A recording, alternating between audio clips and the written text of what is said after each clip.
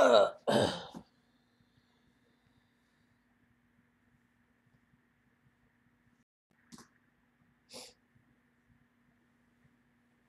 my nose.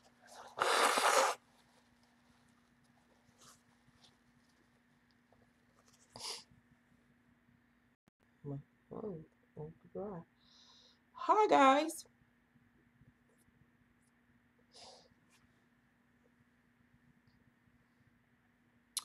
Hi, honeys.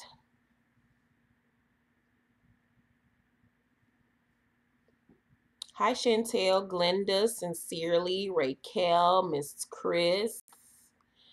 How are you guys doing? Just love.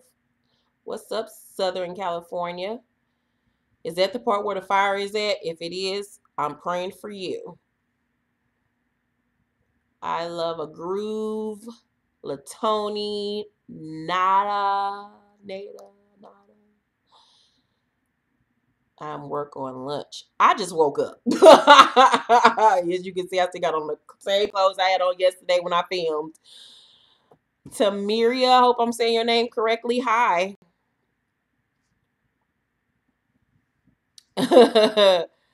Not you clicked it so fast, Raquel.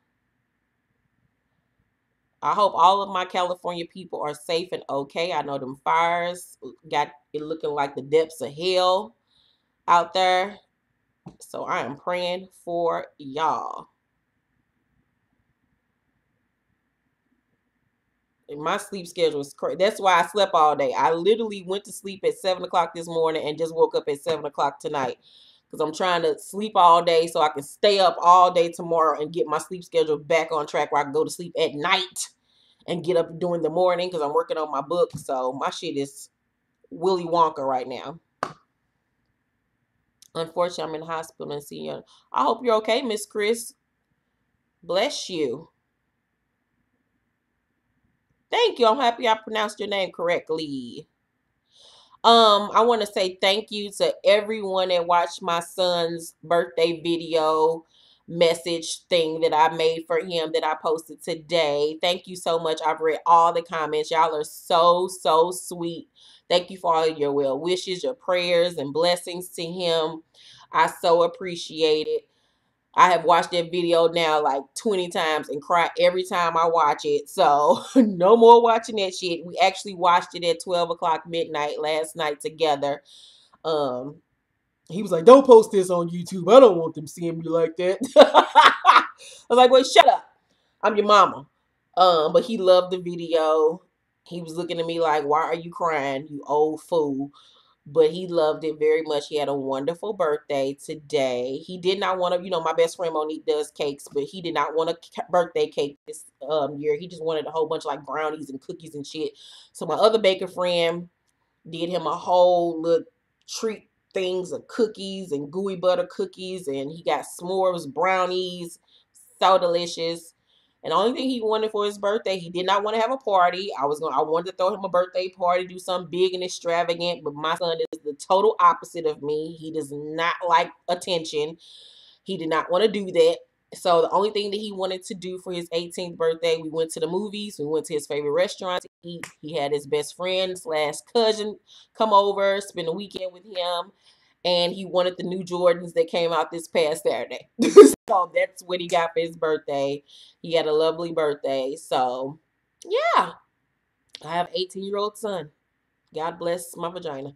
So, yes. So, I came on here today because during is everything good? Is everything popping? Can y'all still hear me? Am I still alive? Everything good? This motherfucker like to fuck up on me every now and then. So before I even get to talking, let me know if y'all can hear and see me. Everything good? Okay.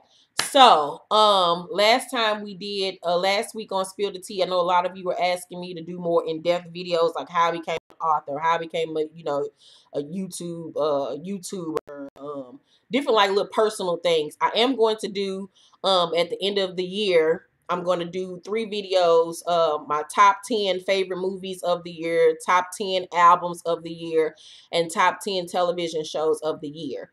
So be on the lookout for that. And I might do a book series too, like my favorite books of 2017. So be on the lookout.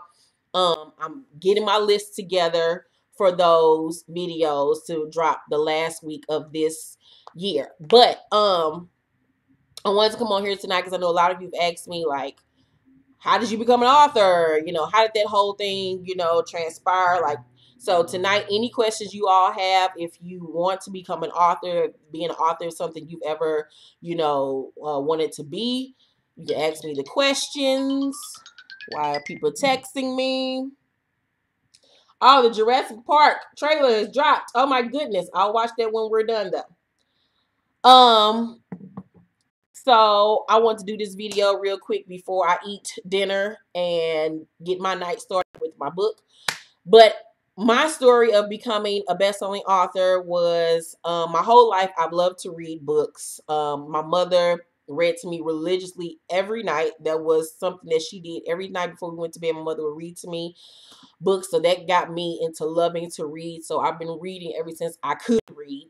Growing up, I was very good at writing essays and writing stories and, you know, just using that part of my brain. I won a lot of creative writing awards growing up. I won a Dare medal in 5th grade for writing a dope ass essay. You remember when Dare, you had to write an essay about, you know, not using drugs and shit like that. And so I wrote one about my uncle who was a drug addict who committed suicide.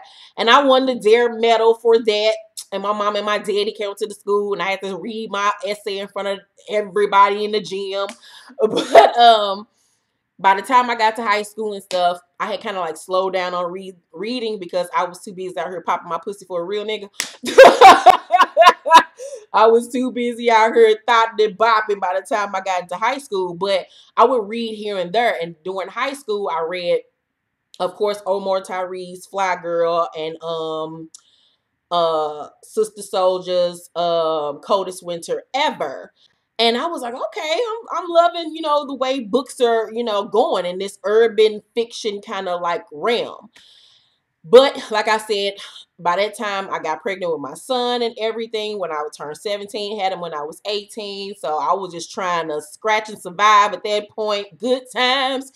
So after I had my son, my life completely slowed down. There was no more boyfriends.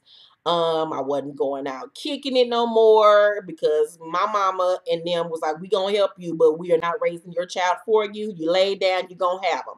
So while my friends were, you know, working and going to college and having boyfriends and going to the club and stuff, for the beginning part of my, you know, adulthood, I was in the house with my son, going to work, coming home. And so I'll never forget, I was subscribing to, I had a subscription to Double XL magazine, and in it, I remember, this was early 2000s.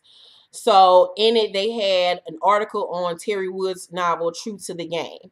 And I read the synopsis for it, and I was like, oh, this sounds good. Let me order it. So I went on Amazon, I ordered it. It came in the mail, and I never forget, it came in the mail, and I lay down in my twin-size bed, and I read it in like 4 or 5 hours. And I was blown the fuck away by Quadir and Gina, honey. They gave me my everlasting life. Because I was like, oh my God, this is a book like kind of like describing my life, my friends' lives, you know, stuff like that. I could relate to it, you know, even though the book was placed in the 80s, I could relate.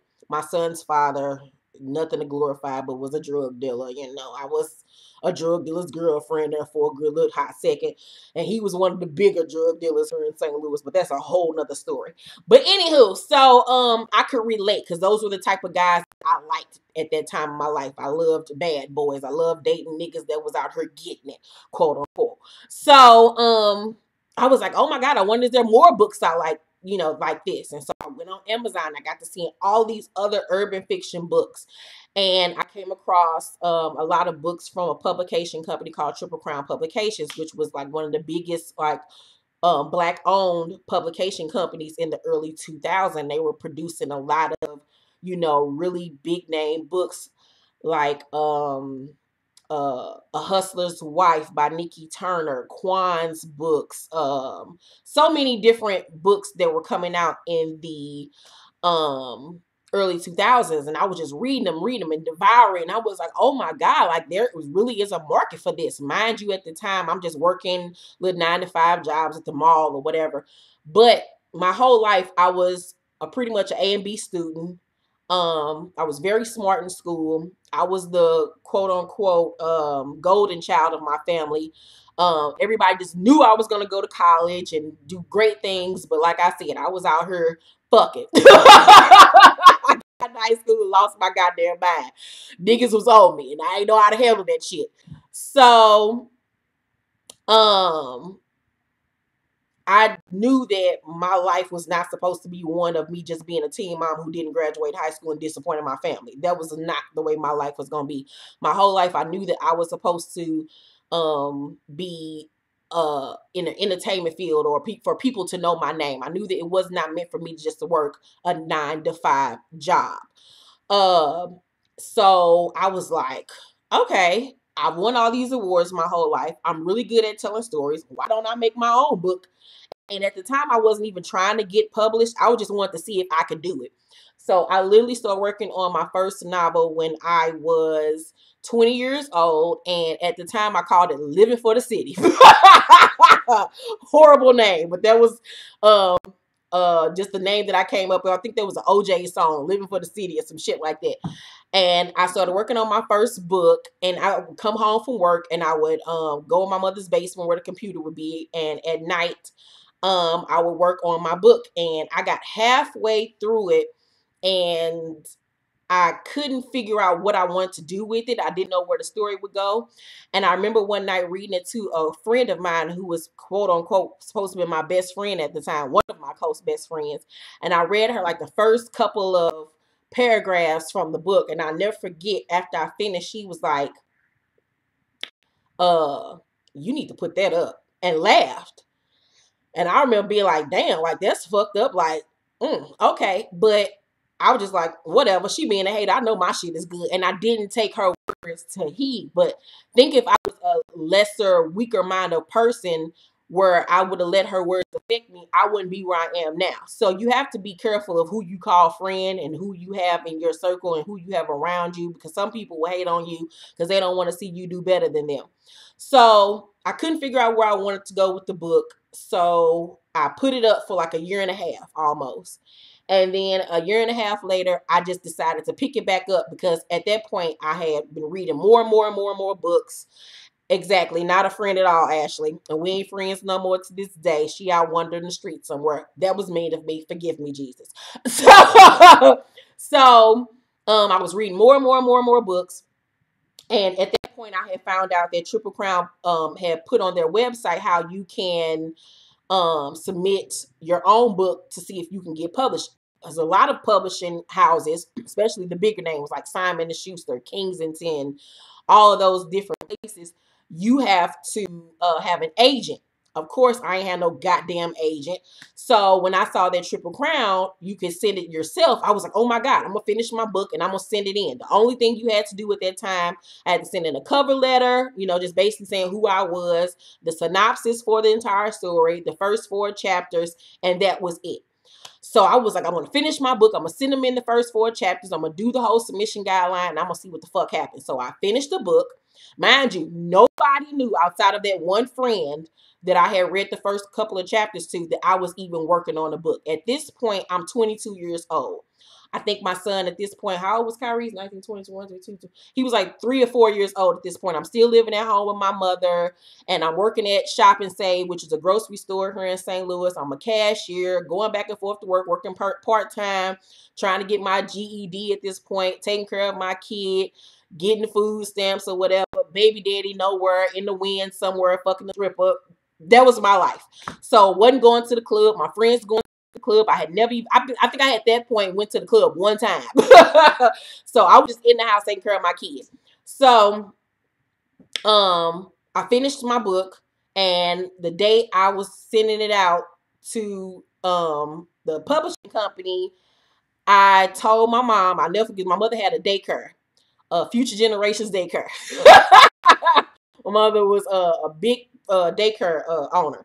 So I remember going up into the dining room one day, and I was like, Mom, I wrote a book. And she was like, no, you didn't. I was like, yeah, I did. I was like, here it is. And she looked at the, because I had printed it out. She was like, she's like, so that's what you've been doing every night downstairs in the basement.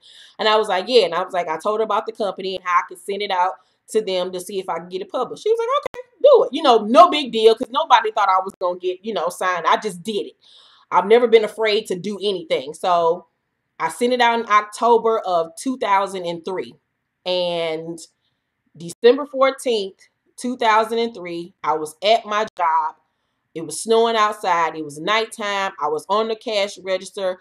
My manager at the time, white guy named Ray, came to my lane, and he was like, your mom's on the phone. And he kind of like had a panic face on him. I'm thinking something wrong with my son or whatever. He was like, I'll take over your line. Go answer the phone. I was like, okay, because I'm thinking something wrong with my mama or my son, so I'm nervous. So I go get the phone up at the customer service desk, and she was like, Keisha. And I was like, ma'am. And she was like, guess what? And I was like, what? She was like, you got a letter from Triple Crown Publications. She opened my mail, y'all, her nosy ass. She was like, you got a letter from Triple Crown Publications. She not having it today. What? I don't know what that's about. I'll handle that later. She's like, you got a letter from Triple Crown Publications. They offering you a 2-book deal. And I was like, Mama, you lying. She was like, yes, I'm serious. So I was like, oh my God. I'm just standing there like, oh my God. And I never forget, I looked outside and I was just looking at the snow. And I just remember thinking in my head as the phone is up to my ear, today is the day your life is going to change forever. And I was like, I cannot believe they want to give me a 2-book fucking deal. And it was for a 2-book deal. I would get $5,000, $2,500 for one book, $2,500 for the other book. I'm 22 years old. That was rich for me. I was like, nigga, I'm rich. I'm popping out here in these streets, cuz you ain't about to tell me nothing. So I was like, oh my God, because, I followed the industry my whole life, rap music or whatever. And I was like, I got to find a lawyer to look over my contract, but I couldn't afford a lawyer. So I was like, what the fuck am I going to do? So what I decided to do was I went home, I read the letter, and the contract they sent me the contract with the letter. And I just remember being like, well, since I can't afford a lawyer, I'm just going to go online and look up standard literary contracts and try to read it, like if I'm getting ganked or not, and try to decipher this shit the best way that I could. So I did the best that I could of understanding things or whatever. It took us like 2 weeks for us to go back and forth with the deal or whatever. I signed a deal, and then it went really, really fast. I signed the deal. I think we got the deal done by January. By after that, I was working with an editor, editing the book, figuring out how the cover was going to look. I remember I got my cover idea. If you've ever read Me and My Boyfriend, my first novel, I changed the name, of course, from Living for the City to Me and My Boyfriend, a play on Tupac's legendary song, Me and My Girlfriend. At that point, that's when I came up with the idea that every book that I write from then on would have a song title or some type of song reference or whatever. So I remember seeing some type of artwork in a Vibe magazine or something like that. Hold up. And it was like a cartoon figure or whatever. And I was like, I want my cover to be different from everybody else. I want to have like a cartoon inspired cover. So that's where the artwork for Me and My Boyfriend came about. Worked with the graphic design artist. We got the book edited. My book was literally out. I want to say Me and My Boyfriend dropped in April or May of 2004. And so I got all my, my family and stuff knew at this point. And everybody was like, oh my God, you got a book deal, whatever. But nobody really knew like how big this was going to be. I knew how big it was going to be. You know how your family is sometimes. They don't really understand how big shit is. So I got, my book came out. Thank you, Keisha. They sent me my own box of books or whatever, just for my own personal use, whatever. So I'm like, I'm in the Midwest. I'm the only Midwest signed author at that time to Triple Crown. Everybody else was from the East Coast. So if you're from the East Coast, you have so much more access to different big book clubs, bookstores, and you just have more access. And I'm in the Midwest. I'm in St. Louis or whatever. So I was like, how am I going to get people to notice my work? So literally, I would be on the hold up. Let me show y'all this. Cause I just found this yesterday when I was going through my pictures and stuff for Kyrie's video. I'm gonna show y'all my palm card for my first album. Cause back then they would send you a box of promotional palm cards and stuff. Hold up, let me find it.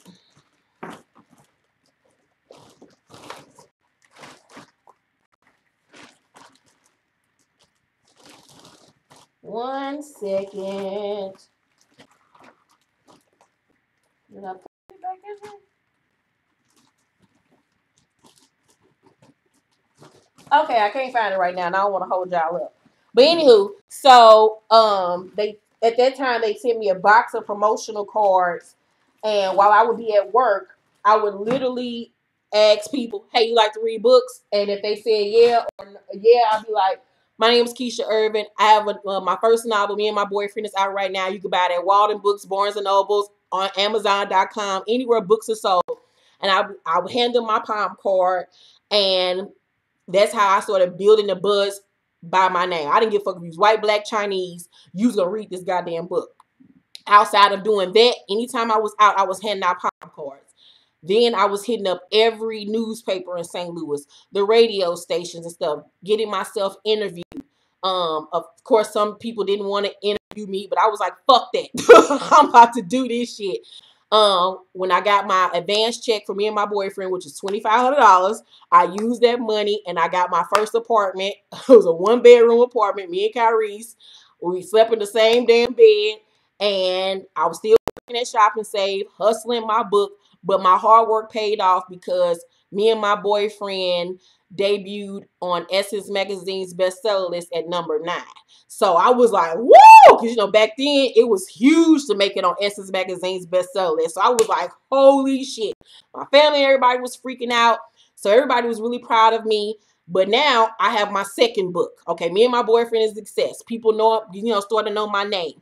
But I'm still working at Shop and Save. Still got my son. Still getting stamps. Because I wasn't giving up them stamps. So I was like, okay, now I got my second book. I got to prove myself to show that I'm not just some like one-hit wonder. So I was like, what is my second book going to be about? So I was like, I'm going to make my second book about my life because I've had a life. So my second book is named China Black. I got the name China Black from Anthony Hamilton's first album. He had a song called China Black. I named the main character China Black. And basically China Black is a story about how at the age of 15, my whole life changed. And I don't want to give it away, but if you go back and read the book China Black. So wrote China Black.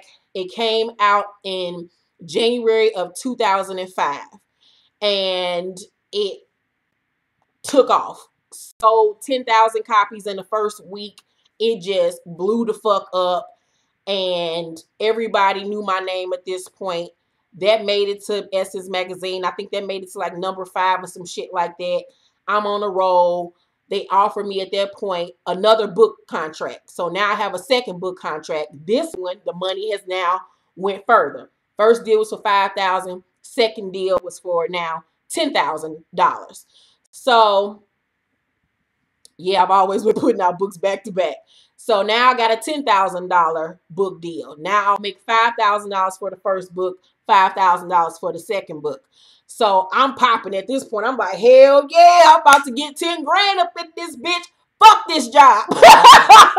So I quit Shop and Save. I was feeling myself, my dumb ass. So, so these people's the one that tried to screw you over. Bingo, bango. We'll get to that part in a minute, Anastasia. So I quit my job at Shop and Save. Still living in my apartment with me and Kyrie in a 1-bedroom or whatever, but you couldn't tell me shit. I'm 23. I'm at this point, I'm 23 years old. I think I'm getting money hand over fist. I don't know shit. So I'm just out here popping, getting money. I got my little $5,000 check, paid a couple of months of rent, and I took my ass to the Black Ass Mall. buying goddamn 7 jeans. Remember 7 jeans? Buying 7 jeans, buying Kyrie's Jordans, buying all this dumbass shit. So money came, money went fast. So now I'm like, I have no job. I done spent all my advance money. Rent needs to be paid. I'm like, what the fuck, you dumbass? So spending money ridiculously, but royalty monies is starting to come in too. But when you're an author and you're signed to a major publication, you only get paid royalties every 6 months. So imagine living off being an author and only getting paid every 6 months. So you got to make that shit stretch until the next royalty check or your next advance. So I'm barely scraping along because I don't know how to, save money at this point. I'm young. I'm doing dumb shit. Um, Girl, I was just out here tripping. So, my third book from my second book deal was Mina's Joint. Mina's Joint came out in December 2005. I released 2 books in 1 year. Mina's Joint came out, reached number 2 on Essence Magazine's bestseller list. So every time I'm releasing a book, it's going up and up and up in list. I'm making an even more bigger name for myself. My audience is growing. People are fucking with me left and right, this, and that. And so, after Mina's Joint, I wrote a book called Hold You Down. Now, in between Mina's Joint and Hold You Down, I got my biggest royalty check at that point to date at that point. And I got my first big royalty check. It was like for $20,000. So I'm out here like losing my shit. Fuck this apartment. I'm out this apartment. Kyrie's, we moving on up. I went at that point and got my first house. So I got at this point, I'm 24 years old, going on 25. I moved into my first home. It was a 2-bedroom home in North County, beautiful home or whatever. I'm just feeling like I'm doing it. I furnished my whole house, paid rent up for like damn near a year, buying everything, anything you could think of. I'm buying for my home. I was so proud of my parents. At this point, that's when my parents started realizing, oh, this shit ain't no bullshit. My daughter out here making money. So that's when my daddy was getting in my ear about, saving and, getting, savings accounts and all this type of shit. But of course I ain't want to listen. Does the publishing company cover taxes and medical expenses? Hell to the hell no. When you are an author, you are self-employed. Ain't no medical insurance. Ain't no. You are self-employed. So, I had to, anytime I got sick or my son got sick, I'm paying out of pocket, mind you, because like I said, I'm self-employed. And when you're making that type of money throughout the year, being an author, if you're making the type of money that I've made in my life, you have to pay taxes throughout the year. So at the end of the year, you won't be owing the tax man thousands and thousands of dollars. This is another thing that I had to learn. So take this into consideration if you're becoming an author. Pay $500 here, $500 there. So at the end of the year, when it comes tax time, you not owing the IRS thousands of dollars because they're going to audit you. When you do file, like say for instance, when I file taxes, I have to file all of my expenses, travel. My home is my office, so cell phone bill, internet, all that shit I'm claiming on my taxes to get that shit down because I'm making so much money throughout the year. So that's nothing you need to know as far as being an author. But after Mina's Joint came Hold You Down. And when Hold You Down came out, I'm riding high at this point. Career is popping in my first home. Everything is great on the home front. Everything is great. Why do you have an issue with your first published company? You don't have ownership of those books. We'll get to that. Hold You Down came out, huge success. And it was #1 on Essence Magazine's bestseller list. So finally, I made #1. Still got they send you a plaque in the mail too. Essence actually sends you a plaque with the cover, the list and everything. I have it back there in my room or whatever. Usher was on the cover that month. It was so huge. All of my family went out and bought copies, this, and that. I'm riding high. Couldn't tell me nothing. Then, of course, I'm getting the big head. And this is when God will slap the fuck out your ass to calm you the fuck down. I'll never forget it. I was sitting in my bed working on my next novel to come out, which was Torn. I'm working on it. We're going through the editing process. My mother called me one night and was like, a family member of mine wanted me to sign a book or do something. And I was just like, I don't feel like it. Like, leave me alone. Like, I was just being nasty, being a bitch. The next morning, I get a panic phone call from a friend of mine who was the author saying, have you been on? And I'm like, no. Such and such is accusing you of plagiarizing their work. What? I'm like, huh? Like, no. Like, what? So, and I refuse to say her name because she doesn't exist in my life. This was an author that was huge at the time too. Older woman, older than me. We had a rapport with one another. And I supported her work. She supported mine. Of course, I never needed to plagiarize anybody's work. So I was stunned because this person knew how to contact me if she even felt that way. But instead, she went to, did an interview or whatever saying I plagiarized her work. Everybody on the internet saying, oh my gosh, she did do it. This, and that. I can't believe she did it. Everybody's turning against me at this point. I'm like, what the fuck? I'm nervous as fuck. Like, my career is over. People actually believe in this woman. I was in tears, y'all. Like, I just thought that I felt like the world was caving in on me. Like, all my hard work, everything that I had worked for was going to be gone down the drain by somebody lying on me. So I immediately went to found a lawyer, discussed with a lawyer. They was like, if she doesn't, sue you, you have nothing to worry about. And from what I'm seeing, the things she's accusing you of don't even make sense. But I'm still scared because everybody on the internet is accusing me of plagiarizing this woman's work. And I'm like, what am I going to do? At this point, 25 years old, 25, 26, didn't graduate from high school, don't have a GED. I got this house now. If my career is over, what the fuck am I going to do? I guess I'm going to have to go back to school. So I was even thinking like going to barber school or some shit like that because I know how to do hair, cut her. So I'm like, if my career is over, fuck, I got to figure out this shit. So, mind you, at this point, I'm working on Torn. And thank you, Aquarius. I'm working on Torn. Torn is about to come out. Torn came out on my birthday, August 21st of 2000 and was it 2006, 2007? 2006 or 2007. I can't remember. And number one, straight out the gate. So 20,000 copies in a few days. To this day, outside of Mina's Joint 3, it's my highest selling book to date. It has sold over 500,000 copies. It just blew the fuck up. People loved it. People said, it was like their Bible. It was like the relationship Bible book. And the book is based off of my best friend Monique, who you see on my channel. It's loosely based off her life with her ex-boyfriend.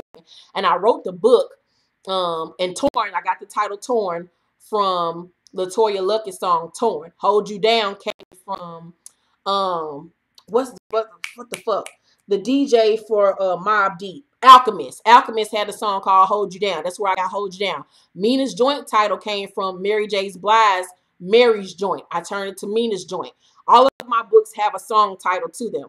So Torn came out. It was like my ode to Monique to show her, how her relationship was. Because, you call your friends, you tell them about your relationships. And I'm just on the phone listening to her like, friend, you deserve so much better. So I wrote the book so she could see herself. So the character Mo in the book is loosely based off my best friend Monique and her relationship at the time. So, and actually I got a copy of it. This is Torn right here.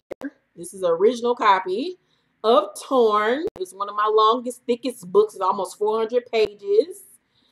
Oh, whoa.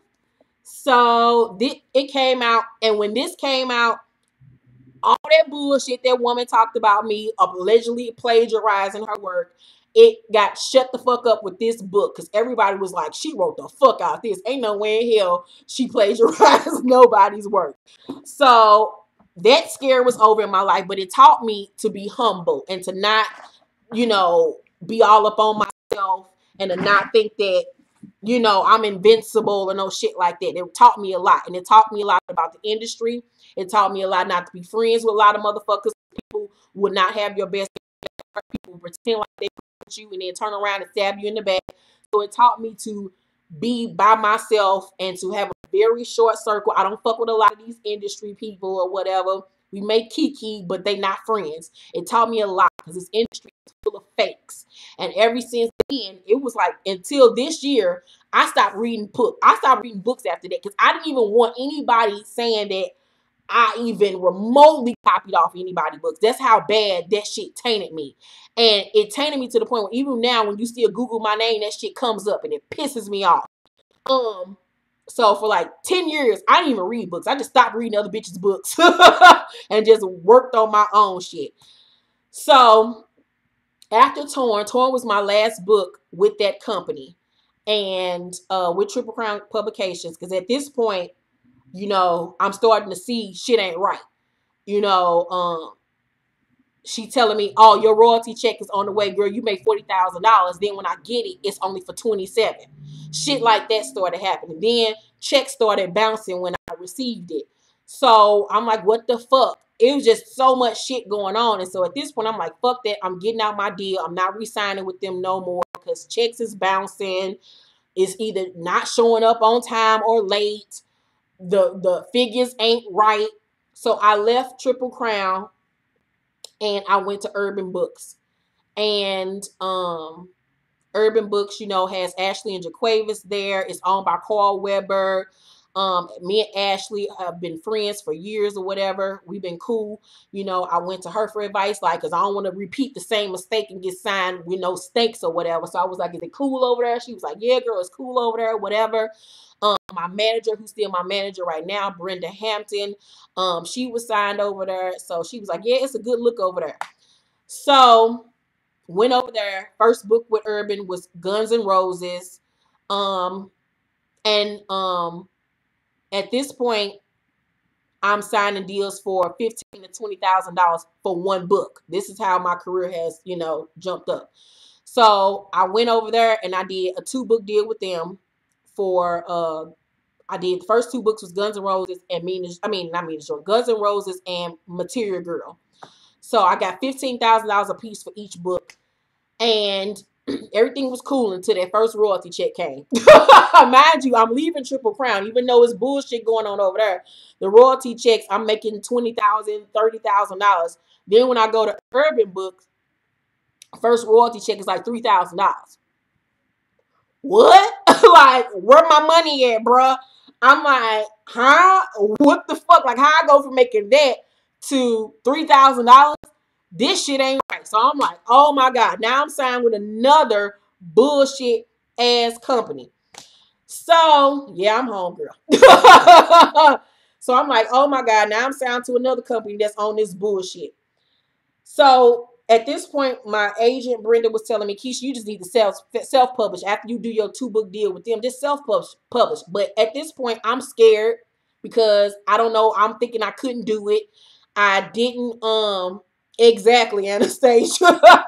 So I'm like, I didn't want to self-publish because I was too afraid to do it.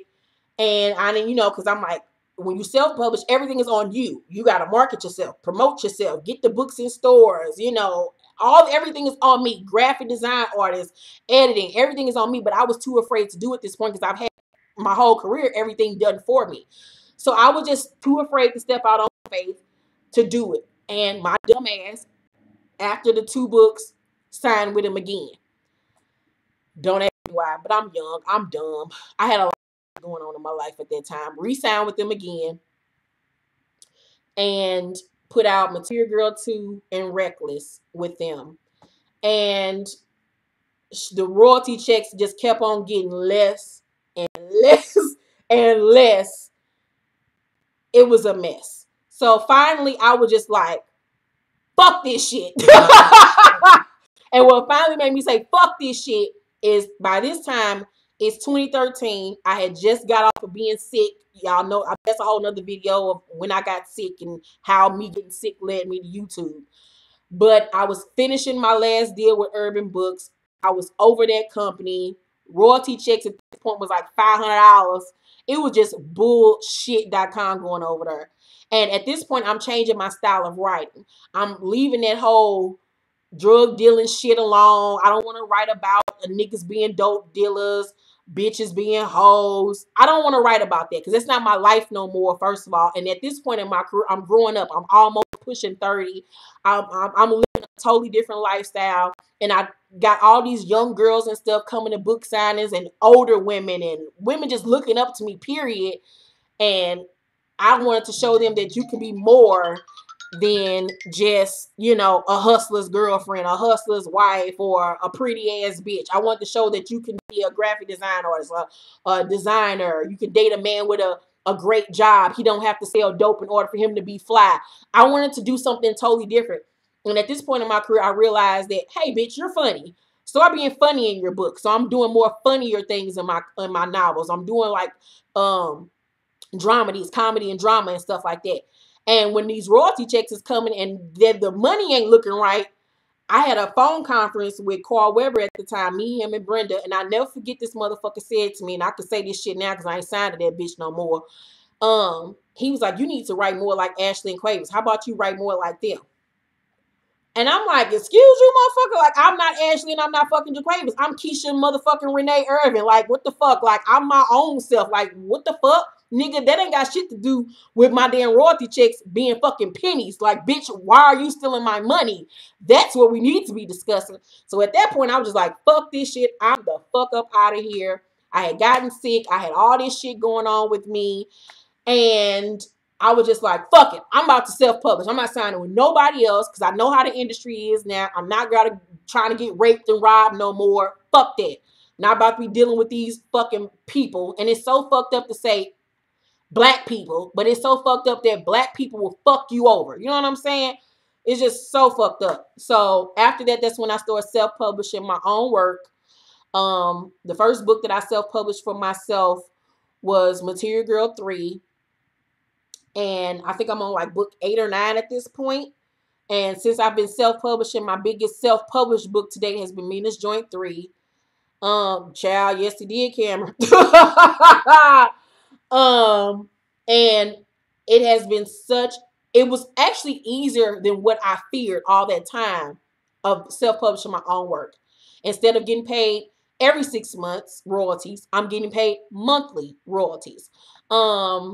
And I just have my career in my own hand. I ain't got to worry about nobody stealing from me, robbing me, or whatever. My destiny is in my own hands. So I never would have thought it was so much drama and snake shit going on in the book industry. Girl, more than what you think. Yeah, I've been now a published author for 14 years. I stopped working completely at the age of 24. I have never worked a 9-to-5 job since. This has been my 9-to-5 job since I was 24 years old. I have been blessed to be a stay-at-home mom and see Kyrie go to school, come home, and be there with him every day, which is a blessing, especially considering, you know, like I said, the fact that I didn't graduate from high school. I don't have a high school diploma or whatever the case may be, even though I'm hella motherfucking smart. Don't get it twisted. God has blessed me with a really great career where I'm able to take care of me and my son and live a decent lifestyle. You know what I'm saying? I'm not rich by far. No, I'm not, but I have lived a very comfortable life. Thank you, Jesus. Thank you, God. So, yeah, that's pretty much my career. And I said I was going to start talking more about my book stuff over here on YouTube because a lot of you don't know that I am the author that you've read probably my books over the years. Don't even make the recollection that is me. So I am going to start incorporating more of my book stuff over here into, my YouTube world or whatever. So, yeah, is there any questions y'all want to ask me on, the literary industry? Any questions that you have? Because this is the time to ask me about if you want to be an author or whatever. I'm ready for you to do daily vlogs now. My life is boring. I'm so boring, y'all. A day in the life of a self-publisher. You know what? I will do that. Like, since I'm working on my next novel, I will do like a video on how you put the book up, my release day. I'll do like a release day video, like everything leading up to my release day, because those are really huge days. Do you think using a pseudonym is a good idea for a debut author with no prior fame? I mean, that's up to you because people are going to know you by that name. So if you don't want to use your real name, and you want to use a pen name, it's pretty much up to you. I mean, because the world is going to get to know you by your real name or your fake name, whichever one. Bring back the real and reality TV to self-publish. How can you find a good editor? There's so many good editors out here. Hell, you can just literally go on Facebook and say, hey, anybody know any good editors? I mean, it's so easy to find someone to edit your work. There's so many people out here that know how to edit, and it's not that expensive. Carl Weber is a cocksucker, and I don't like self-publisher. I mean, I don't like his writing style. How do you go about being a self-publisher and self-employed? What do you? I don't get the question. I'm maybe a little bit slow. Can you rephrase that? Would you would you publish others' books? I'm slowly getting into the idea of publishing other people's work. I just, like I said, after that experience with that author saying I plagiarized their work, that just put a bad taste in my mouth. And I just have been really iffy on folks ever since then. But it's something that I gradually want to do in the future. What inspired you to become a writer? Like I said, just my love of writing and storytelling. I've always wanted to storytell in some type of way, whether through music, through acting, through writing. It's just something that I enjoy doing. I love creating characters that only exist in my head and giving them a life. I've been writing a cookbook and have heavily considered doing through Amazon. Is that what you do? Yes, it is. And that is very lucrative and very smart of you to do Amazon because it's really easy. I'm missing some of the questions. If I'm missing them, please type it again. Did you sue them for the money they stole, or was it legal because of the contract? I went back and forth with lawyers for years, and it's so expensive. And at some point, I just had to pray on it, and I just left it up to God. And I was just like, I'm not fighting them no more over this bullshit. They have the money to go toe to toe with me with a lawyer. I don't have that type of money to keep on paying lawyers out my ass. So once I decided to self-publish, I just said they can have those books. Those books did great. They made a lot of money, but it's not like I can't create that magic over again. I'm not going to let that situation stop me from moving forward in my life. So Carl Weber actually, as of like 2 years ago, bought my catalog from Triple Crown. So now he owns all of my books, my whole entire catalog of my first 10 books Carl Weber now owns. And as you can see, if you are a huge fan of my work, you see I never promote my first 10 books. I never promote them because my last royalty check from Carl Weber in May was for $260. 10 books. $260. Let that marinate in your brain. I made $200 right now just sitting on my ass talking to y'all. So, no, I don't promote those books. He can have that shit. I'm not even worried about it no more. My life has continued on. If it's ever meant for me to have those books, prayfully I'll be able to, one day get them back. But I don't even care about that shit no more. How did you get over? Oh, shit, I missed it. I'm sorry. You should write a cookbook. I actually gonna start doing more cooking shit on my channel. Have you ever thought about doing a multiple story book? What do you mean by multiple story? Why did Carl buy your books? He got it out for you, girl. Because he bought them because Vicky Stringer's broke and she needed the money. And I had one of the biggest catalogs with her. Everybody else only did 2 books with her. Me outside of myself and I forgot the other girl did 5 books with her. Could you speak a bit on the process of writing a fiction, character development, plot establishment? Do you write as you go on? Okay, so say for instance, I'm working on Such a Fucking Lady, my 5th book in my China Black series. I started coming up with ideas in my head months in advance, even when I'm working on another book. So my process, because everybody's process is different, but this is my process when I'm creating a fiction novel, because all I write is fiction. First of all, I come up with the characters. I come up with the plot of the book. So say, for instance, the plot of the book is a breakup to makeup novel. So then I'm thinking of the character. Well, what's her name? Where does she live? How does she look? What does she do for a living? Who are her parents? Does she have parents? Does she have friends? Does she have kids? You have to build lives for these people like they really truly exist. Then you have to figure out, well, what's the beginning and middle and end? There always has to be a beginning, middle, and end when you're writing a book. There has to be the beginning and whatever is going on. Say, for instance, like I said, if it's a breakup to make a book, how did they meet? How did they get together? By the middle, what's the conflict? What's the drama? At the end, how does it all resolve itself? So you have to figure out what is the character's arc. What do you want to take the the characters through. What do you want them to learn? There has to be some type of lesson there, some type of something there for the audience to be like, oh, okay, well, that's what I took away from this book. So after I figure out the gist of the whole book and how it's going to flow from beginning, middle to end, I then get my books. I write all of my books in notebooks. So every last book that I've ever written is in a notebook that someday hopefully will be in the Smithsonian. But then I figure out how each chapter is going to go. What's going to happen in this chapter? So say, for instance, chapter one. Chapter one, she's at a wedding. She sees her ex-boyfriend at this wedding. They have a tearful embrace. They go up to the bedroom. They have sex. Da-da-da-da-da. Whatever's going to happen in that first chapter, I map it out. So I know what's going to happen in each chapter throughout the whole book. So I won't get writer's block and be sitting there like, well, what I'm going to write next? I map everything out from beginning, middle to end, and then I start the writing process. Thank you for sharing. Would love to know a day by day, month of your life as a writer? Have you thought about writing screenplays? Yes, I have. How would you get over writer's block? I don't never consider it writer's block for me. Anytime I'm being held back when I'm writing, it's because it's something missing in the story. And until I have that Oprah aha moment, I can't move. And it's just something that I haven't thought of, or another key element that hasn't come to my brain yet. And it'll be like me listening to a song or watching something on television that'll trigger. And I'll be like, oh my God, that's what was missing. And then that way I can move forward.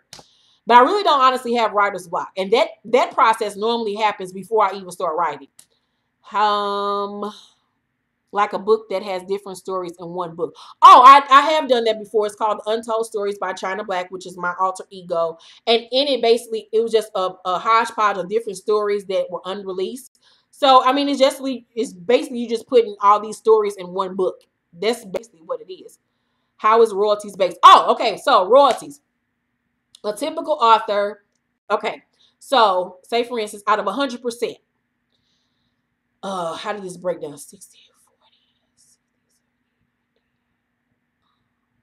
Let me see. So, say for instance, when you're signed to a publisher. Okay, say for instance, so when I was signed to Urban Books was a subsidiary company from Kensington, which is a big name publisher. So you have Kensington, then you have Urban Books, then you have me. So your royalty percentages get broken down where Kensington makes the most, Urban Books then makes the second most, and then I make basically the least. So I was getting paid 10% of my royalties. So that meant I made $1.50 per book. $1.50 is what I took home when I was signed to a publisher. So that's $1.50 per book sale that I made. So, but the big companies, they make the most. Then, say for instance, if you're signed to a subsidiary, they make the second most. Then you make the least. Say for instance, if you're just signed to, say for instance, a Kensington, so the money's just going between Kensington and you, but you're still only going to get 10%. Maybe on a good day, 12%, but you ain't really making that much off of book sales. Same thing with these artists out here. That's why I be telling y'all, half these damn artists and shit ain't got money like that. They make it like 79 cents, $1 per record sale. You know what I'm saying? So, but now that I am self-published, I make the distributor makes half, I make half. So say for instance, I'm now making between $3 and $6 per book sale. You see how the jump goes? So now I'm making more money per book sale. Yes, take notes. Why they fuck up Reckless 2 was just terrible. Reckless 2, the reason why Reckless 2 was fucked up because that's when I was leaving the company and I didn't get a chance to finish it the way that I wanted to, and they were rushing me and pressuring me. So that's why Reckless 2 did not come out the way that it needed to be. And you see, I never promoted the book because I was so pissed off with the behind the scenes drama of it all. I wish you were a writer for Power because they do our girl Tasha so wrong. Okay, so let me tell you the story about Power. If you have not heard the story behind Power, y'all know I do reviews for Power every summer. Me and Courtney Kemp had a rapport with one another. Me and her talked behind the scenes. After season 2, she reached out to me and, told me she loved my YouTube channel. She loved my Power reviews and she wanted to talk to me. We went back and forth with the I'm going to call you thing for like a year. And then one day, one of my viewers, who has become a good friend of mine in real life, works for works for what is the fucking publishing company? I'm having a brain for it. Not Harlequin, not Penguin. I'm having a brain for it right about now. Excuse me. But she works for a big publishing company. She watched my fucking reviews on Power, and she then went to an editor at the publishing house and was like, you should watch her reviews. She's great. She's funny. She's an author. Da da da da. And of course, the editor had already heard of me because I've been in the industry for so long. She watched my Power reviews. She loved them. And they reached out to me because they wanted me to write a book series based on Power when the characters were younger. So when Ghost and Tommy and Tasha were like teenagers, and to show how they became who they are now. So I was like, oh my God, that's a great idea. You know what I'm saying? Because the executive producer and writer for the show, Courtney Kemp, does not like to do flashbacks. So that would give the audience the chance to see the characters, how they got to where they wanted to be. And I was like, me and her have a relationship with one another behind the scenes. I can reach out to her and tell her this is what you all are thinking, that you all want me to write it. Let me reach out to her. So reached out to Courtney Kemp via Twitter DM, and she was like, that's a great idea, but that would then create the character Kanan, and that would, basically fuck up where they're taking the character Kanan for the show. But I'll have my people talk to and I just want to make sure everything will be great for you and me if this was something that we did do. But I don't really know if it's something that I'm interested in. She was just basically acting like she didn't know if she wanted to do it. It was up in the air. And I was like, okay, whatever. So lo and behold, 2 weeks later, I talked to the editor over at the publishing house, and she said that she did speak to Courtney Kemp's people, and that she was like, she didn't have enough time to do it, and if it did happen, she would be the one that wanted to write it, not me. So I was like, well, that ain't what the heifer told me. She acted like she didn't want to do it, period, but really she wanted it to be her and for it to come in her pocket. So that's why I no longer have a relationship with Courtney Kemp or whatever. No hate there or whatever. But like I said, you just see how people are. People are snakes. And it's so sad because it's black people. Like, and it's just so fucked up how people can be in real life. And I've had way more of these experiences than not. But it is what it is. Still love this show. Still review it every summer. I still find a lot wrong with the show. But it ain't my show. Prayerfully one day I'll have my own. So yeah, your girl almost wrote a series for Power, but it didn't work out. Imagine the press publicity for those books, and it could have turned into more opportunities. Duh. I mean, that's what we was thinking. What advice would you give to someone who wants to write a book but doesn't know how to start?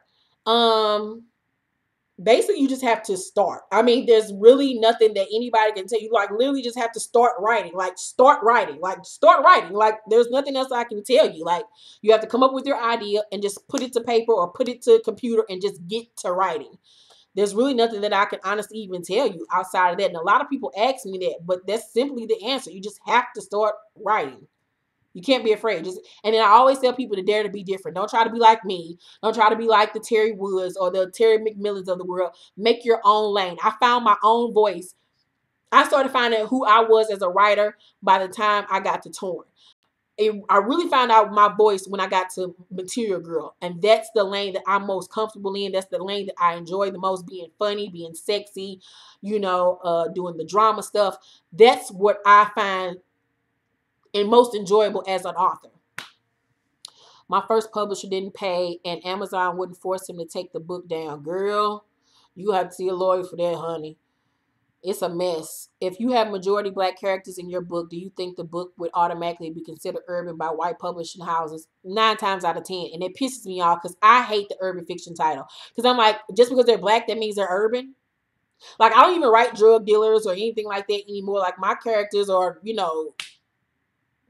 doctors, lawyers, or whatever the case may be. And I'm like, what? Like, I hate that title. I wish they could come up with a different title, like something. Like, because I personally think that I write like chick lit or dramedies or whatever, love stories. I hate the urban fiction title.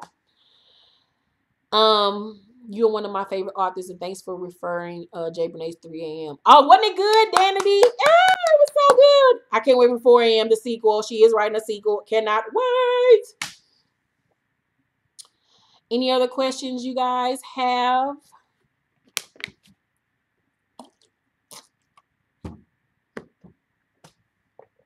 Anything I'm forgetting to tell y'all? Same in the music industry. K. Michelle was talking about this too. Girl, it's a mess. They put all African Americans under urban fiction. The 50-50 contracts are bogus as fuck. Bogus as fuck. So once you write the entire book and choose to self-publish, what's the next step? You can go a lot of different ways. But say for instance, myself, my process, I publish my books under Amazon and Barnes and Nobles. Under Amazon, I do Kindle and paperback, and under Barnes and Nobles, I do Nook and paperback. So the process then is to get your book edited first. You have to go through the editing process, find your editor, get your book edited.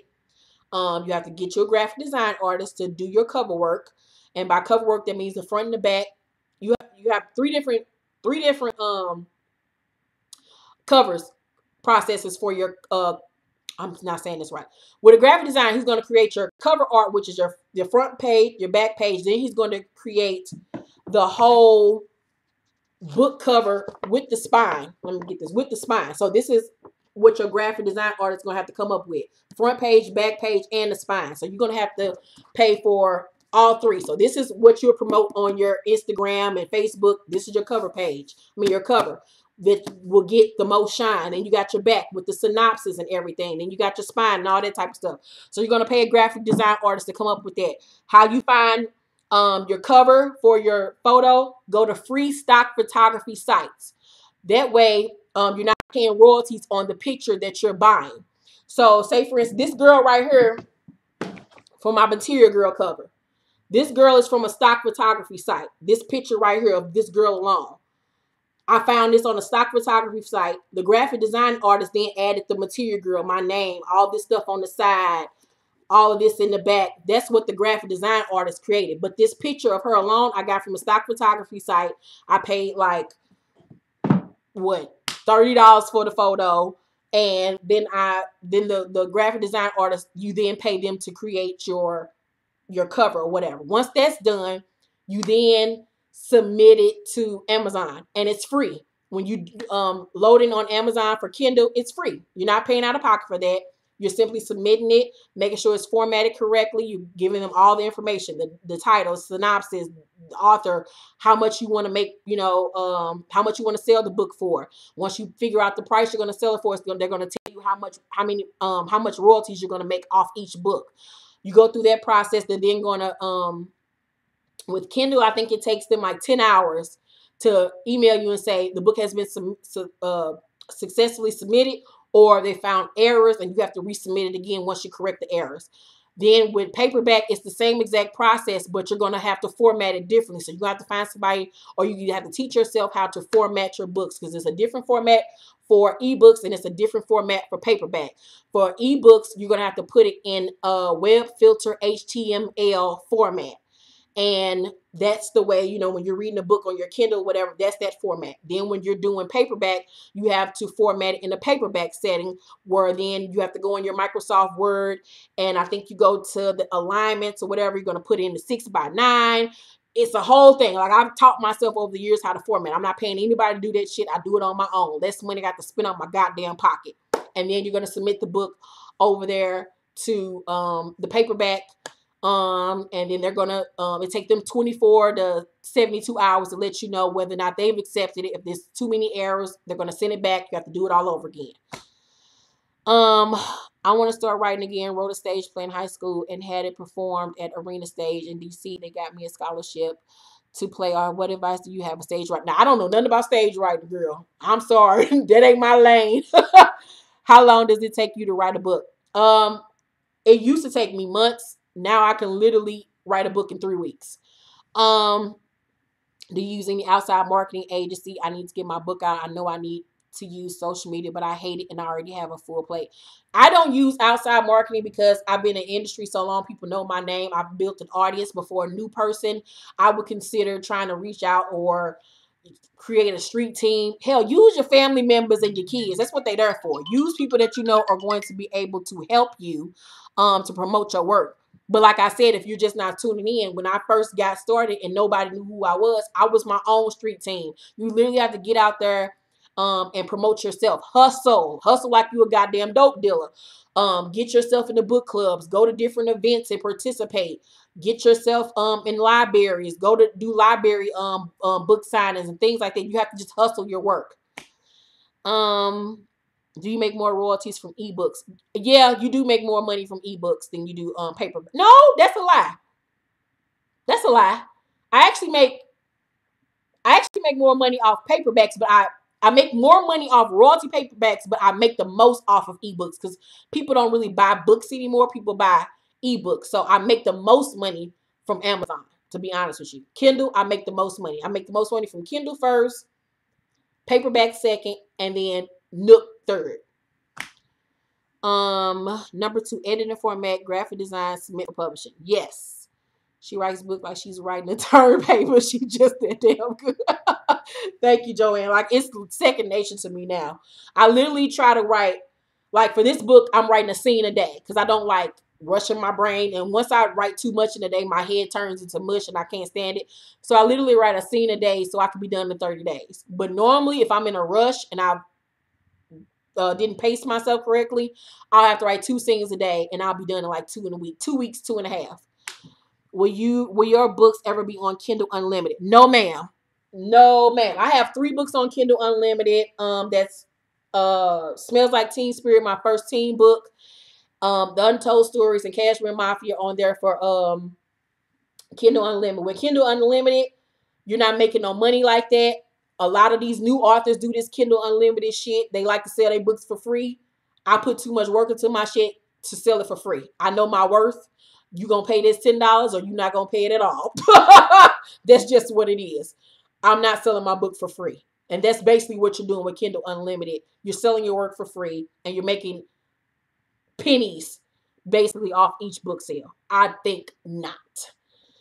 I love this. I'm about 6 books in, but I still feel like a newbie. I need to get my readers up, but I need advice on that. Brishante. What I found is really good, especially with social media, hashtags. Hashtag. The cover art for Pure Air Heroin was ridiculous. I can't stand it. Thank you. That was one of my favorites. Do you advise your first fiction book to be over 100,000 words? A typical novel needs to be between 60 and 90,000 words. It could be over that, but that's the typical word count for a novel. For a novella, which is basically a shorter version of a novel, that's between 35 and 50 or something like that. You can look it up. But for a novel, I know for sure it's 60 to 90,000 words. Normally, my books end up being between 60 and like 80,000 words. That's just me. I have written close to 100,000 words, but it's up to you. But for a novel, you need to be between 60 and at least 90,000 words for it to be considered a novel. OMG, I finished the book. What is the next? I am not self-publishing. I may have missed this answer. Once I finish the book, what is the next? I am not self. Well, if you don't want to self-publish, then you need to find a publishing house that you can submit to. If you're gonna go if you're gonna submit your work to a publishing house, like I said, normally the majors, you have to have an agent. So if you want to get signed to, say, for instance, a Kensington, a Simon & Schuster, a Penguin, all these big name major publishing houses, they will not even look at you unless you have an agent, and your agent then has to submit your work to their editor. And then the editor reads your book and decides whether or not they want to offer you a deal. If it's, say, for instance, a Urban Books or a Triple Crown or something like that, something that's self-owned, 9 times out of 10, you don't have to have an agent. You can go on their website and they have a submission guideline for you to submit your book. I write a diverse material, but I have urban poetry and erotic material. But I wish I could meet you. We are both born and raised in St. Louis. You are giving me a lot of advice. Thank you so much, Sharita. Hopefully we can meet up one day. If you don't want to pay $10, you don't need to read. I mean, amen. Thank you, Lastasia, for watching my video to my son. Thank you so much. I mean, because books used to be paperbacks used to be $15 when I first started. So the fact that you paying $10, I mean, Jesus Christ. What's your favorite book that you wrote? My favorite books personally by myself are Torn, Material Girl 1 and 2, and my China Black series. I love those at this point I've written 21 novels, I believe. When publishing houses ask for submission, is that how some companies rip people's ideas off and make money? I mean, if you're dealing with somebody shady, they will take your ideas and, use them as their own. That has happened. Is there any major benefits of submitting your work to Audible or doing an audio recording of your books? I mean, people have asked me over the years to do Audible. I don't really see the need of it because a lot of people don't want to listen to books. A lot of people want to read it. I'm not a Audible type person. I don't want to listen to a book told to me. That's just me personally. So I have not even wanted to go down that route. I know some of my previous publisher has turned some of my books into audio, but that's them. I don't do that. I may have missed this question. How does the deadline process work with self-publishing? I mean, there is no deadline. I mean, you're your own boss, so you don't have a deadline. It's when you set your own deadline for yourself. I mean, because you don't have anybody over you. You're making your own, deadline. What advice would you give someone who wants to start a publishing company? Oh, well, you have to know about the industry. You have to know about the publishing industry. You have to know about literary. I mean, so if you're not, what's the word I'm looking for? If you don't know shit about writing or books or companies and how to run a company, then you ain't got no business trying to be a literary publisher. So you have to know about the literary industry. And if you don't, you need to learn as much as possible. Google, go to the library, buy books on it. You have to honestly talk to other publishers that have done this and get yourself out there. Will you ever write a Guns N' Roses 2? No, but in my next novel, After Such a Fucking Lady, titled First Wives Club, Guns and Gray will have a storyline in it. How do you copyright your material? You copyright by going to copyright.com and following the guidelines. It's that easy. Do you think Kyrese will ever become an author like his mama? No, ma'am. He is the total opposite of me. Growing up, I was horrible at math, great at English and writing. Kyrese is the total opposite. He sucks at writing and English and is a math whiz. My son has been in advanced math classes his entire life. He's in college math classes as of right now in his senior year. That boy know all about them XYZ, multiple, I don't know what the shit that nigga be talking about. He's actually going to school. He wants to major to be a software engineer. So, yeah. The voice for Audible books be putting me to sleep. Don't you host meet and greet seminars because I have a friend who I feel can really benefit? I used to. Maybe I'll do it again in the future.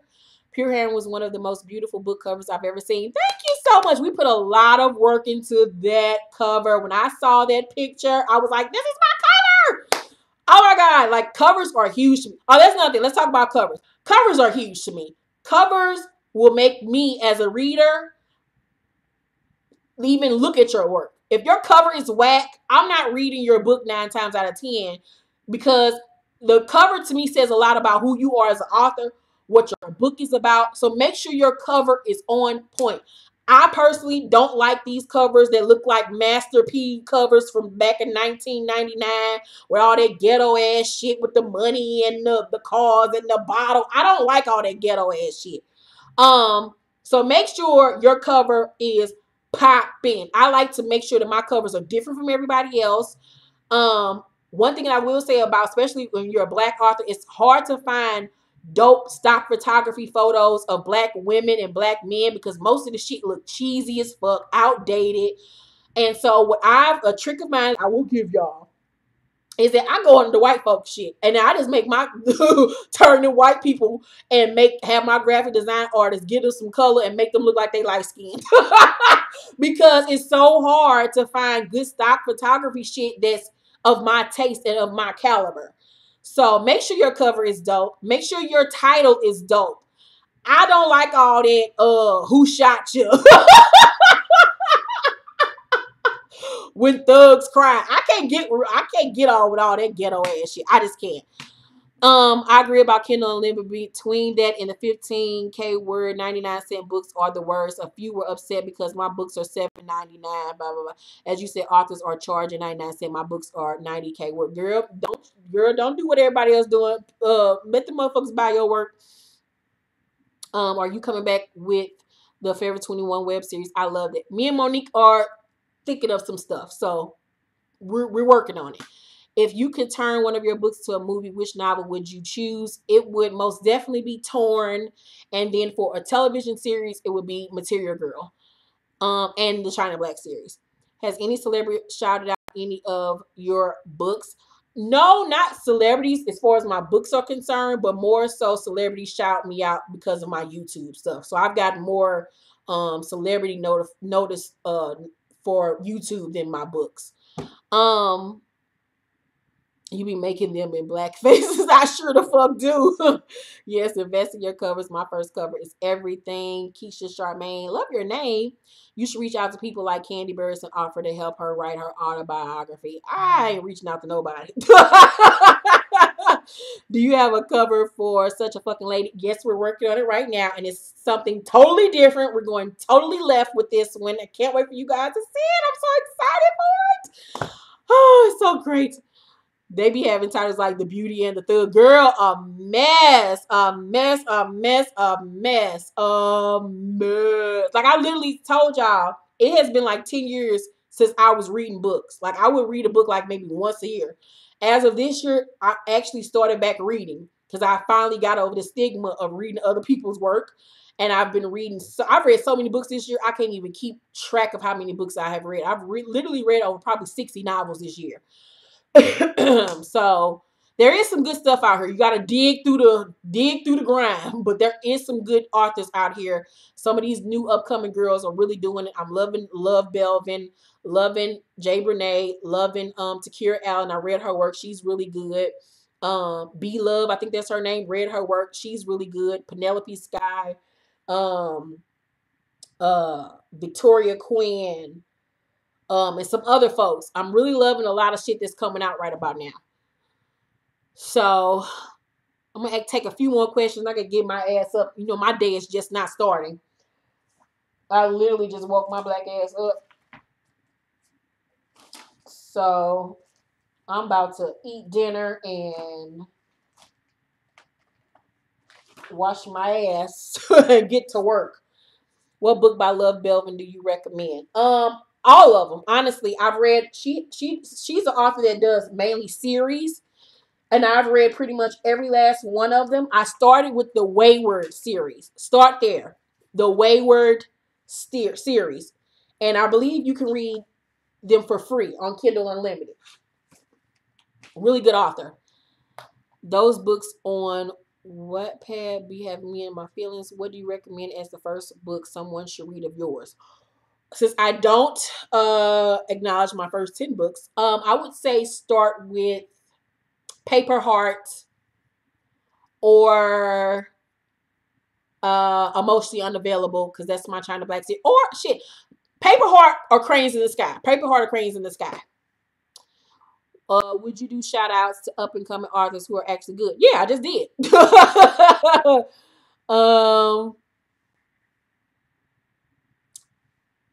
Yeah, that I think I'm saying your name right. Dainty NYC. The Wayward series is really, really, really good. It's something totally different. I loved her take. She's a really good in-depth writer, and her it was just something I had never read before, and it was a great love story. Really great love story. So get ready. It was so good. I read Cranes in the Sky and loved it. Thank you so much. Have you read the sequel Postcards from the Edge?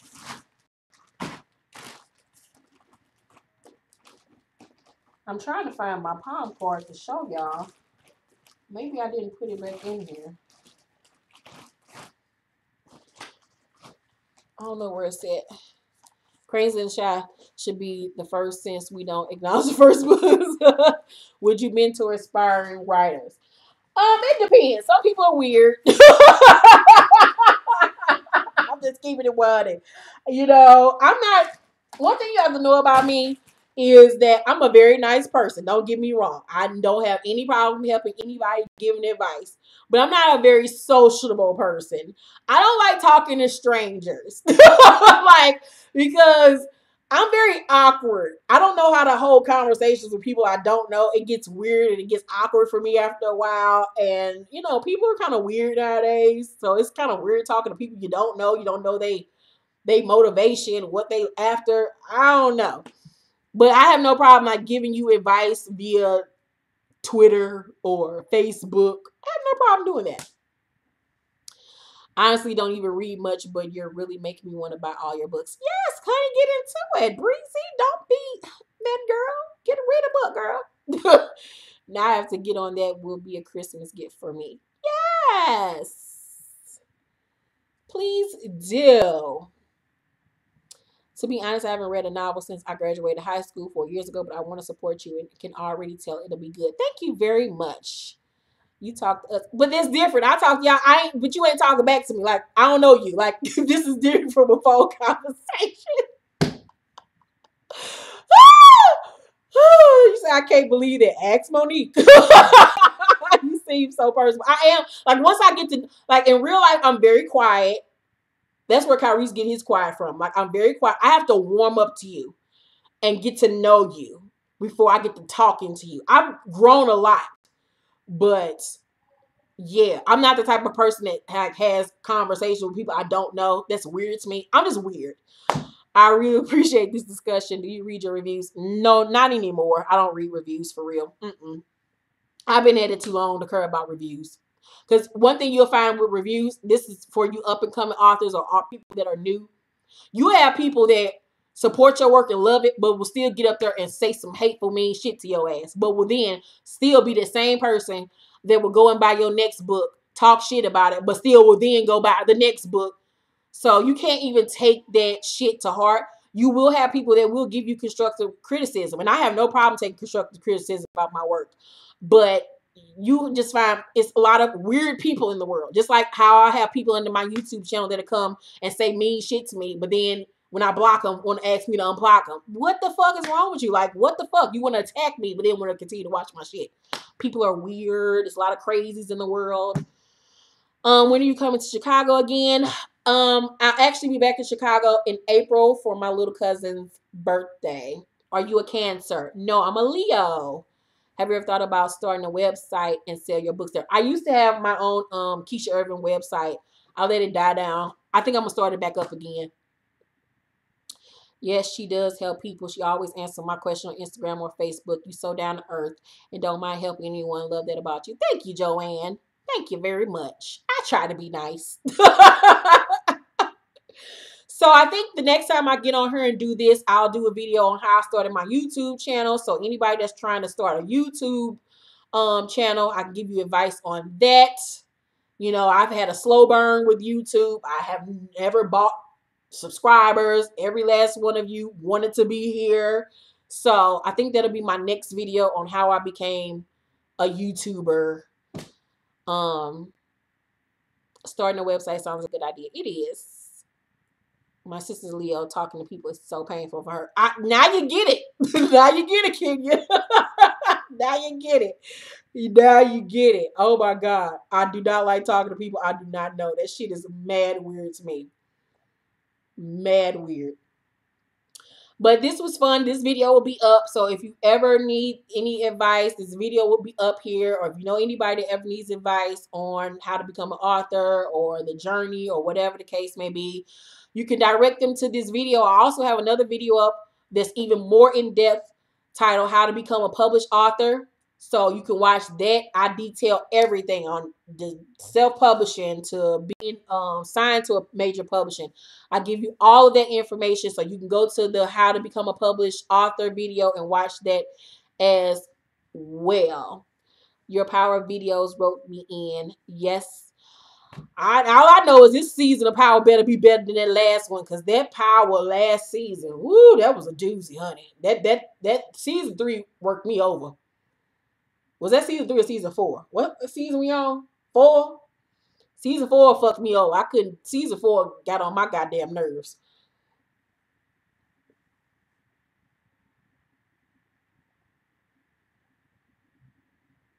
And I hope they get Tasha Wiggs together.